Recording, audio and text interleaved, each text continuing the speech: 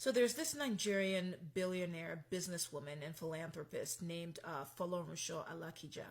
When she was growing up, she wanted to become a lawyer. Her father had the money to pay for any law school in the country, even probably in the world, but decided that because she was a girl, she should be a secretary. He figured that she would get married and change her last name, and there was no point in investing in someone who couldn't carry on the family name. She studied anyway, and she became a secretary back then. She landed in Chicago, and then she went into banking.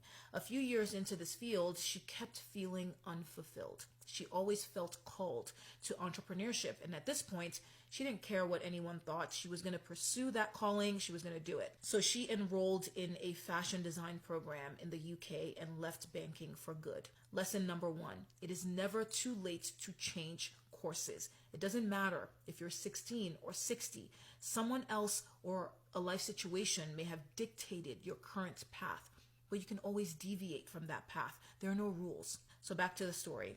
After completing her studies, she decided that she wanted to launch her own clothing line.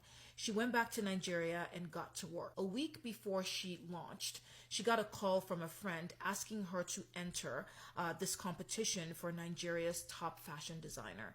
She thought, first of all, she just started. She would be competing with the best of the best. Was she ready? Second of all, this could not have come at a worse time. She only had 1 week to launch and just wanted to use that 1 week to de-stress and get mentally ready for her launch.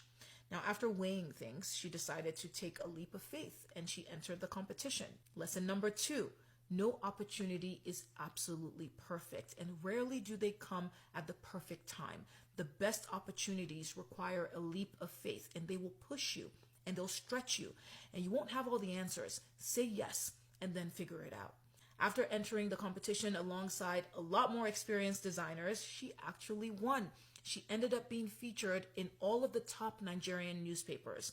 People started wearing her clothes. She even developed an international following, and to top it off, Nigeria's first lady at the time started wearing her designs. As her business thrived, she set her sights on something else, the oil and gas industry. She applied for an oil prospecting license in Nigeria.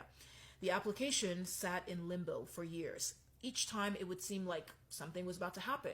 Another government administration would take over and it was back to square one. Finally, her license got approved and she was ecstatic. It was really happening. Things were finally working out for her until she found out that the block that she was assigned was way offshore and under 5,000 feet of water. On top of that, she was given a sole risk license, which meant that all of the risk was carried by her. If she found oil, she had to compensate the government. If she didn't, she was crap out of luck. Lesson number 3, use every gift that you have. Don't rely on one thing. Explore, expand, elevate. Another thing to keep in mind, when you finally get your dream to come to life, it might look slightly different than you imagine. There will be obstacles, but this isn't the time to give up and throw away the whole dream.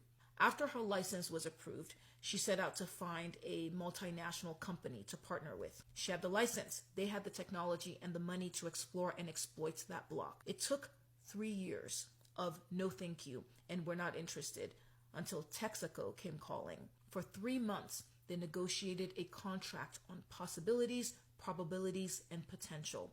They could find nothing or they could find everything. There were no guarantees. All they knew was that the Niger River Basin had been collecting oil for 72 to 163 million years. That's 72 to 163 million years of potential and possibility. This was the risk of a lifetime. But as my grandmother used to say, nothing ventured, nothing gained. Guess what?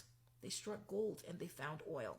Lesson number 4, people don't usually know what to do with raw potential. They prefer a finished product. This is why you stage a home to sell it. It's not often that someone comes into a blank space and sees the potential in that space. Even if the buyer knows that they won't get to keep the furniture that they're seeing in the staging, they've seen what is possible. You have to know what's possible, what you're capable of, and the raw talent that's inside of you, and hold on to it even when others don't see it, especially when they don't see it. Lesson number 5, don't ever let anyone try to lowball you or diminish you because all you're bringing to the table is potential. As everyone involved basked in the glory of hitting the jackpot, the Nigerian government came calling. They wanted 50% of everything.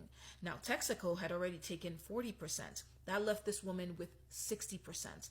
The government wanted 50%, which left her with just 10% after all of that, after every setback that she had to go through to get there. She decided to fight back and take the federal government to court. Lesson number 6, you may have to fight even after you get everything that you want, not just for your present, but for your future. It might seem insane to take on that kind of Goliath. It might look like you're fighting a battle that you can't win, but your future is worth going to war for. It took 12 years, but she won, and she's still thriving and grateful and giving and helping people all over the world with what she's been blessed with. Life is filled with twists and turns. I know a lot of us don't like that. We like straightforward path, but most of us give up too soon. We allow people to define what our potential is worth. If something isn't producing results fast enough, we abandon it. There was a man based in Texas years ago who owned some farmland. He kept complaining to his wife that the land wasn't doing well. It wasn't yielding anything. He wanted to sell it. His wife would ask him not to wait a little. He finally gave in and he sold. A year later, someone else struck oil on that property. No one will believe in you more than you. That's why knowing yourself is key in this journey. It means that you can remain steadfast in your belief in yourself, in your gifts, and what you're worth, even when other people don't see it.